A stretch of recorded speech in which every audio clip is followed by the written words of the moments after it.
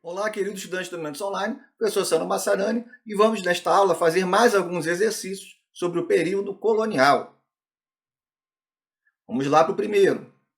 Os bandeirantes foram romantizados e postos como símbolo dos paulistas e do progresso, associação enobrecedora.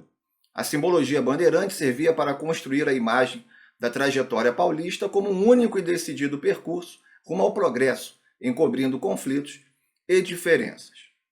Ainda que essa imagem idealizada do bandeirante tenha sido uma construção ideológica, sua importância no período colonial brasileiro decorre. Então o texto fala, na verdade, é aqui uma questão bem objetiva, a resposta não está no texto, o texto é só para dar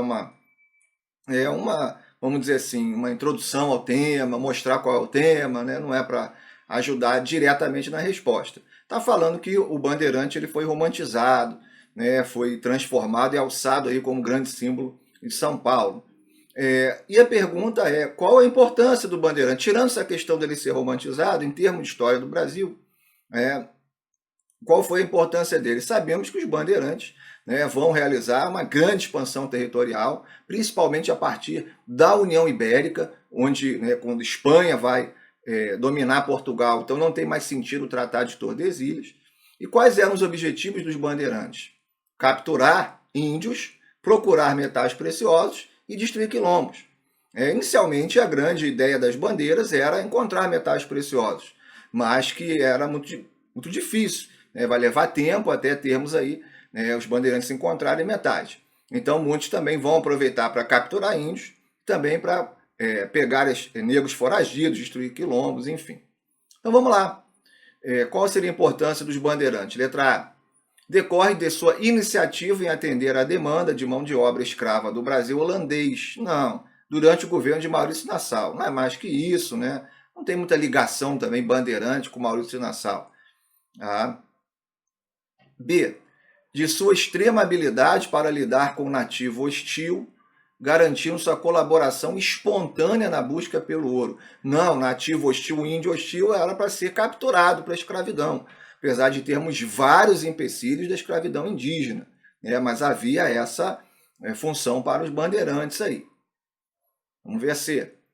De sua colaboração no processo de expansão territorial brasileira, pode ser à medida que ultrapassou o Tratado de Tordesilhas, sim, perdeu o sentido, e fundou povoados, garantindo futuramente o direito de Portugal sobre essas terras, pode ser essa, porque o Brasil vai expandir muito territorialmente na União Ibérica, e depois Portugal recupera a sua independência, precisa se decidir o que seria de Portugal, o que seria da Espanha aqui. Então aí temos o Tratado de Madrid, do Uti Possidetis. Se o território ocupado por portugueses é de Portugal, se é ocupado por espanhóis é da Espanha. O Brasil cresce muito com o Tratado de Madrid. Vamos ver D. Decorre de sua atuação decisiva na insurreição pernambucana. Não. Que resultou na expulsão dos holandeses do Nordeste em 1654, ok. Considerada como o primeiro movimento de cunho emancipacionista da colônia. Emancipacionista não sei, mas é considerado pelos historiadores mais clássicos do século XIX, início do XX, como até um movimento nacionalista. É muito complicado falar de nacionalismo no século XVII, o conceito praticamente nem ainda havia surgido como a gente conhece. Vamos ver a letra E. Da colaboração, e o Bandeirante não tem a ver, pessoal, com a insurreição pernambucana assim, diretamente. Vamos ver a E. Da colaboração dos mesmos na formação das missões jesuíticas. Não, bandeirantes não tem. Na verdade, muitos vão até rivalizar com os jesuítas, porque os jesuítas vão proteger os índios, vão colocar os índios nas missões, nos aldeamentos, e vão brigar com os colonos que querem escravizar os índios. Então, sim, a missão jesuítica era proteção, catequização de índios e tal. Então, realmente, é a letra C. A importância do bandeirante aí na expansão territorial. Beleza. Vamos para a próxima. A partir da segunda metade do século XVIII, o número de escravos recém-chegados cresce no Rio e se estabiliza na Bahia. Nenhum lugar servia tão bem à recepção de escravos quanto o Rio de Janeiro. Temos a referência embaixo. Na matéria, o jornalista informa uma mudança na dinâmica do tráfico atlântico, que está relacionado à seguinte atividade. Qual atividade fez com que mais escravos chegassem no Rio, né, na região sudeste, né, enfim, e se estabilizasse no Nordeste, não tivesse mais escravos chegando no Nordeste, o que era, né, mais escravos chegavam muito mais no Nordeste do que no Sudeste. Mas agora a coisa está mudando. Por quê? Qual atividade alterou isso? Letra A, drogas do sertão. Não, drogas do sertão não é em larga escala, é na região norte, né? As chamadas especiarias lá da região norte. Não tem a ver com isso. B, opa, sim, extração de metais preciosos. Vou botar aqui um tracinho na B, porque a mineração, como vimos, ela meio que muda o eixo econômico para o centro-sul. E temos, inclusive, a mudança da capital para o Rio de Janeiro, pelo Marquês de Pombal. Apesar de que uma das principais razões da mudança da capital não foi a mineração, e sim a proteção em relação ao sul. Havia um grande medo por parte de Portugal de perder ali a região sul do Brasil. Não é à toa que nós vamos ter depois N guerras ali. O Dom João, inclusive, vai anexar a Cisplatina, temos a Guerra da Cisplatina, a Guerra do Paraguai, entre outros. Não tem a ver com a pecuária extensiva, né? A pecuária vai abastecer a mineração, mas não tem a ver. Geralmente a pecuária é mão de obra livre, parte dela, né? Porque o vaqueiro não pode ser um escravo, senão ele vai fugir até com o rebanho. Não tem a ver com a retirada de madeira, né? Como o pau-brasil já não era uma coisa tão intensa, né? Pau-brasil foi mais no início mesmo da chegada dos europeus, do início da colonização. E não tem a ver com tabaco, né? O Brasil não tem destaque aí na produção de tabaco, né? O Brasil colônia. Então, realmente, a letra B tem a ver com o ciclo do ouro, com a mineração. Questão interessante, tá? E é uma questão também puramente objetiva, né? Tem que saber a matéria. A resposta não está no texto. E vamos para a última. O que ocorreu na Bahia de 1798, Conjuração Baiana, né?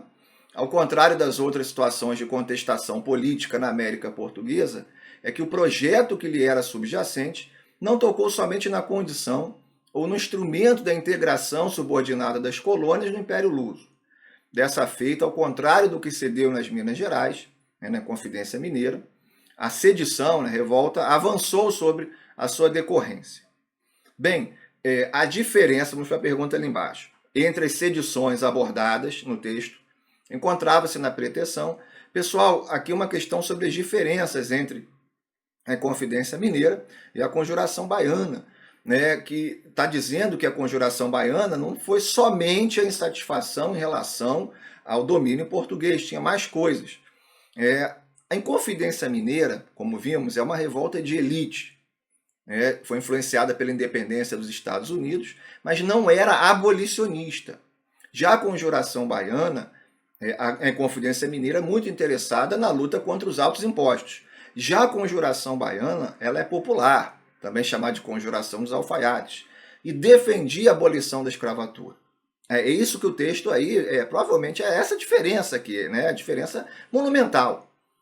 Nesse momento, final do século XVIII, ser abolicionista, uma revolta, é algo muito, radical. E há semelhanças entre as duas também. São republicanas, são separatistas, não queriam a independência do Brasil. Independência das Minas, independência da Bahia, não havia essa ideia ainda de independência do Brasil. Tá? São bem influenciadas pelo iluminismo, enfim. Vamos lá. Qual a diferença? Letra A, eliminar a hierarquia militar. Não há essa discussão forte na questão militar, não tem muito isso. Pode ter um outro momento, mas não é a diferença fundamental. Né? B, abolir a escravidão africana. Provavelmente é essa. A diferença muito significativa. C, anular o domínio metropolitano é a semelhança, não é a diferença. As duas queriam a separação em relação a Portugal, então isso é uma semelhança. Ele está pedindo a diferença, né? Aqui na pergunta é a diferença. Toda vez que a gente tiver alguma dúvida, a gente volta para a pergunta. Tá? Se a gente continuar com dúvida, a gente vai para o texto de novo. Então aqui basta voltar para a pergunta, a diferença. Então a letra C está equivocada, porque é semelhança. D, não, nenhuma. Suprimir a propriedade fundiária, né, não tem nem muita discussão aí. O poder dos latifundiários era enorme, mas não havia essa discussão nas duas. Tá? Apesar da Conjuração Baiana ser mais popular. E letra E, a semelhança, extinguir o absolutismo monárquico, né? Porque ambas tinham aí um flerte com a república. Então, realmente, a grande diferença é a letra B, como a gente havia dito de antemão. Uma diferença muito significativa. Bem, pessoal, então aqui tivemos mais resolução de questões do Brasil Colônia. Espero que vocês tenham aprendido bastante e até a próxima aula.